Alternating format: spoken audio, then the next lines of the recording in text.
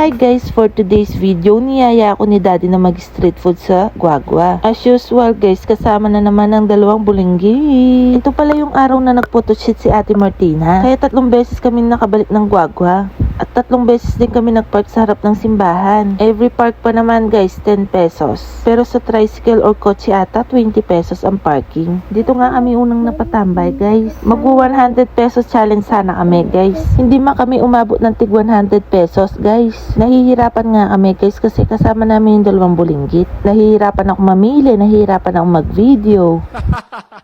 Ayan nga yung 200 pesos guys. Sa una nga pala naming pagbili guys is 97 pesos. Not bad na guys, tig isang baso kami ni Daddy at isang 1 day old kay Ate Martina. At ang last naming binili itong footlong for only 50 pesos. At bumili nga din pala si Ate Martina ng cotton candy pero hindi ko na nakuhanan. Yung 20 pesos yung binili niya. Bali yung nagastos namin guys is 50, 97, and 20. Total of 167 pesos. Hapon talaga guys, maraming nagtitinda dito ng street foods.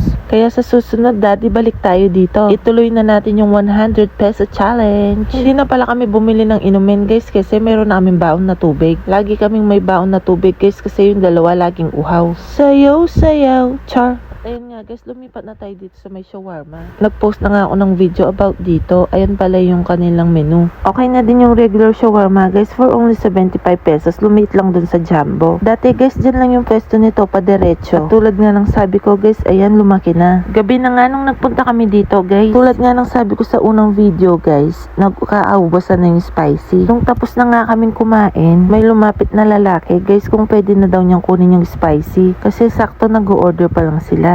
At sakto guys, meron pa kaming tira sa spicy kaya pinakuha na namin. At uwian time na nga guys. Dati nga pala dito nakapwesto yung mga street foods. At ngayon nga guys, lumipat na sila lahat doon sa maraming ilaw. Hanggang dyan na lang guys. Thank you for watching. God bless. Bye. Ayan nga guys, at magbabayad na tayo ng parking. See you on our next video. Bye.